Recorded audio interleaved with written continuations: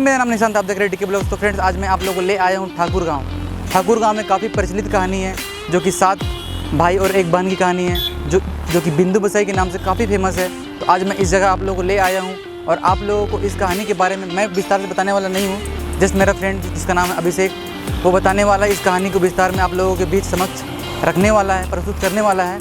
मैं इस कहानी को नहीं बता रहा हूँ क्योंकि आप मेरे वीडियो तो हमेशा देखते हैं, बट किसी और की जुबानी सुनने का आप लोग को समझ ही सकते हैं। सो दोस्तों, आज एक ऐसी कहानी हम आपके समक्ष लेकर आए हैं जो अपने आप में बहुत रोमांच से भरा हुआ है, और ये ऐसी कहानी है जो आपका दिल भी दहला देगा। इस कहानी में प्यार भी उतना ही है, इमोशन भी है, रोमांच भी है, और मतलब बहुत क्रूरता भी है। और ये कहानी कितनी हकीकत और कितनी फसाना इस कहानी में है, इस कहानी को सुनने के बाद आप खुद डिसाइड करिएगा और कमेंट में बताइएगा। हालांकि इस कहानी को जिस जगह से कहानी जुड़ा हुआ है, उस जगह के लोग इसको प्रमाणित करते हैं, और हमारी झारखंड सरकार भी इस कहानी को कहीं ना कहीं मानती है। तो आइए जानते हैं कहानी क्या है और किस जगह से ये कहानी जुड़ी हुई है। ये कहानी जो है जुड़ी हुई है झारखंड के रांची शहर से कुछ दूर एक जगह है ठाकुर गांव में एक जगह है दोस्तों। ये आप ठाकुर गांव वाले रोड पर आएंगे तो ये बोर्ड दिखेगा। ये बोर्ड क्या कह रहा है? प्राचीन मुंडा धर्म अंडर इंडियन लिखा हुआ है। ये जो कहानी है, ये जो चीज़ें हैं, कहीं ना कहीं रजिस्टर्ड है और शायद कुछ ट्रस्ट वगैरह भी बिल्ट है। यहाँ आप देख पा रहे होंगे सतयुगी बिंदु बसाई टोंगरी, है ना। आपकी यात्रा मंगलमय हो। और कुछ चीज़ें लिखी हुई हैं कि जो धर्म गुरु हैं, जो इस कहानी को सत्यापित करते हैं, जिस आधार पे उनका नाम लिखा हुआ है। और अब हम जानेंगे कहानी के बारे में और एक्चुअली है क्या कहानी, आइए जानते हैं। सो दोस्तों, कहानी कुछ इस प्रकार है। कहानी जो है अपने आप में बहुत रोमांच और बहुत दिल दहलाने वाला भावना भी रखती है। बहुत प्यार भी है इस कहानी में और बहुत क्रूरता भी है एक तरह से कहा जाए तो। और इस कहानी को यहाँ के ग्रामीण लोग और यहाँ के जो गवर्नमेंट है झारखंड सरकार, वो भी इस कहानी को प्रमाणित करती है। आते हैं दोस्तों कहानी पर। तो कहानी है दोस्तों 7 भाइयों में एक बहन की। 7 भाई और एक बहन थे, इधर ही गांव में रहा करते थे, और बहन की शादी हो चुकी थी। और बहन अपने शादी के बाद ससुराल से मायके आई हुई थी और अपने भाइयों के लिए साग बना रही थी।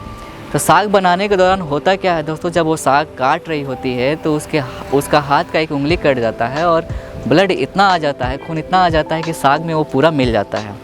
और साग कितना भी साफ़ करती है वो साफ़ हो नहीं पाता है, और ब्लड उसी में रह जाता है। तो उस समय के टाइम बहुत सारी चीज़ें होती है। तो क्या करती है कि उसी साग को बना देती है, और उनके भाई शाम में खाते हैं, रात में खाते हैं। तो बोलते हैं कि बहन, आज का जो खाना है काफ़ी अच्छा है, फिर से ऐसा खाना तुम बनाओ। तो दोबारा 2-4 बार बनाती है, पर भाइयों को वो टेस्ट नहीं मिल पाता है। तो भाई उनके पूछते हैं कि उस दिन हुआ एक्चुअली क्या था। तो बहन अपनी कहानी बताती है कि भाई, मैं साग बना रही थी, मेरी उंगली कट गई थी, ब्लड ऐसा हो गया था और मैं पूरी से साफ़ नहीं कर पाई थी, तो वो ऐसे हो गया था।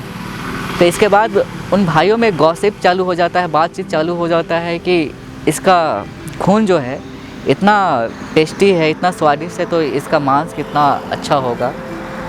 और उसको मार के खाने का प्लानिंग इनके बीच शुरू हो जाता है। 7 भाइयों में से 6 भाई इसके लिए तैयार रहते हैं, रेडी रहते हैं।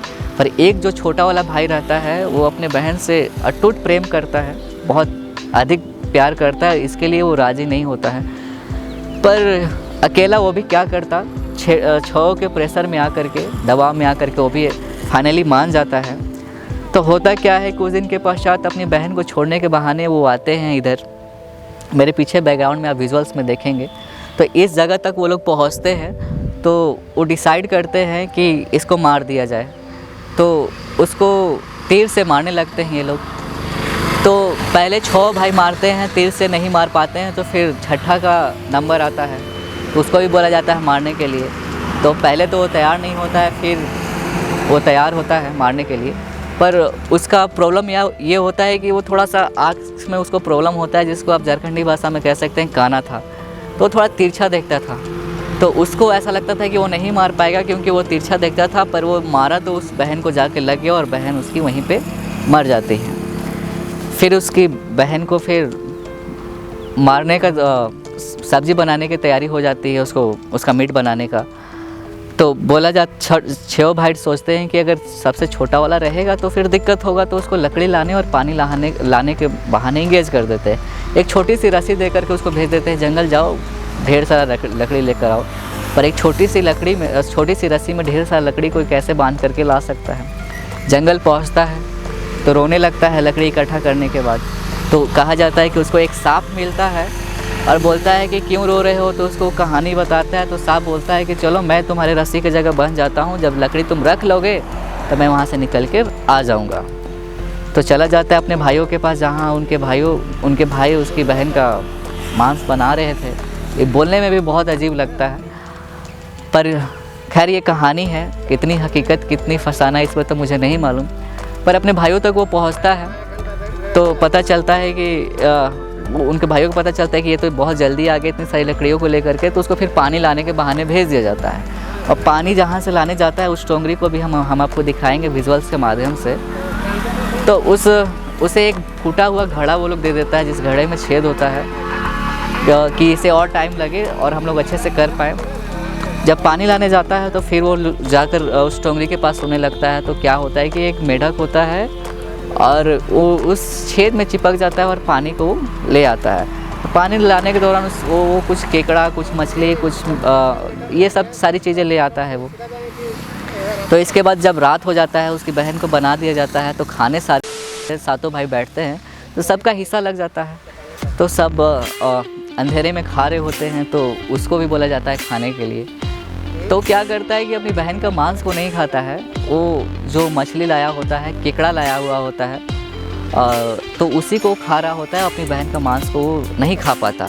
और इसको क्या करता है कि इस टाइप का कुछ टीला बना हुआ रहता है, जो आप विजुअल्स में देखेंगे, उसमें उसको वो सारे भाई खाने के बाद उड़ जाते हैं, तो उसको वो छिपा देता है और ये हो जाता है।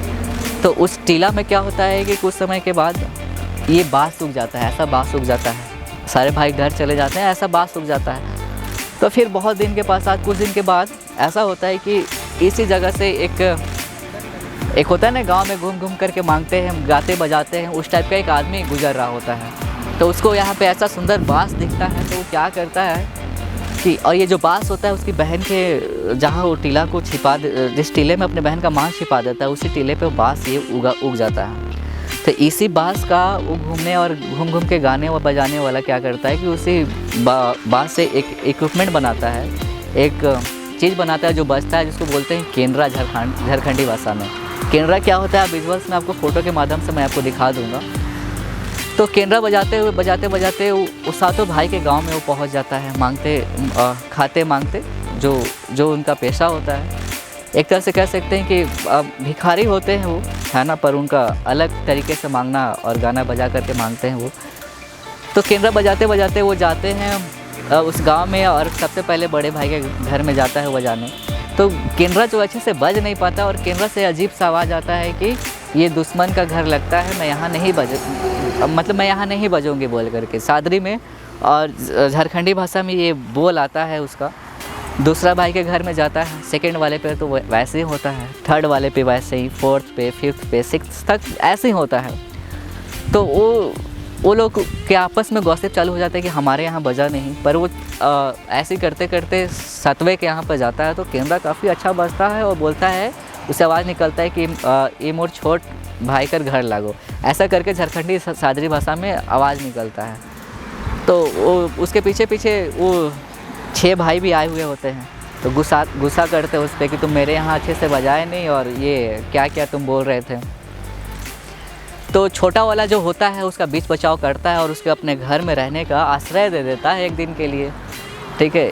तो वो क्या होता है कि वो अगले दिन उसके घर में ठहरता है। तो अगले दिन उसका जो छोटा वाला भाई होता है अपने काम पे चला जाता है।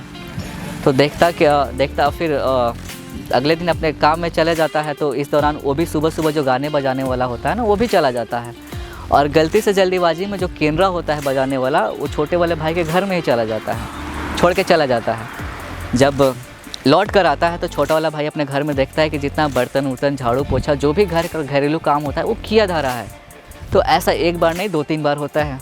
तो वो क्या करता है कि एक दिन छुप करके देखने लगता है कि एक्चुअली माजरा है क्या, इसके पीछे कारण क्या है, बिना काम किए हुए कैसे हो जा रहा है, कौन मेरे मतलब अनुपस्थिति में कौन ये सारा काम करके चला जा रहा है। तो एक दिन वो छुप करके देखने लगता है, तो वो पाता ये है कि उस केंद्र में से एक मक्खी निकलती है और मक्खी उसकी बहन का रूप ले लेती है और सारा काम कर लेती है। इस चीज़ को देख करके वो छोटा भाई जो है बहुत भावुक हो जाता है और जा करके उस केंद्र को तोड़ देता है। उस केंद्र को तोड़ने के बाद होता क्या है कि वो जो मक्खी जो उसके बहन का रूप ली होती है वो तो बदल नहीं पाती है मक्खी में और वापस जा नहीं पाती है। तो साथ साथ दोनों वो रहने लगते हैं, साथ साथ जो वो दोनों रहने लगते हैं, साथ में फिर वो रहने लगते हैं। पर इस कहानी को सुन करके कहीं ना कहीं थोड़ा सा क्रूर भावना भी है इसमें, थोड़ा रोमांचक भी है, प्यार भी है।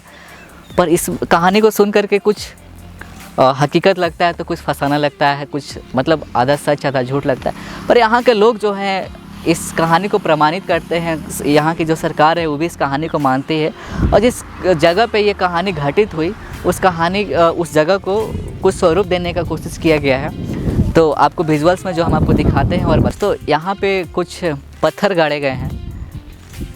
जो छोटा पत्थर है छोटा भाई का स्वरूप है, जो बड़ा है उससे बड़ा ऐसे ऐसे करके पत्थर लगाए हुए हैं और उसकी बहन का भी पत्थर लगाया हुआ है इधर।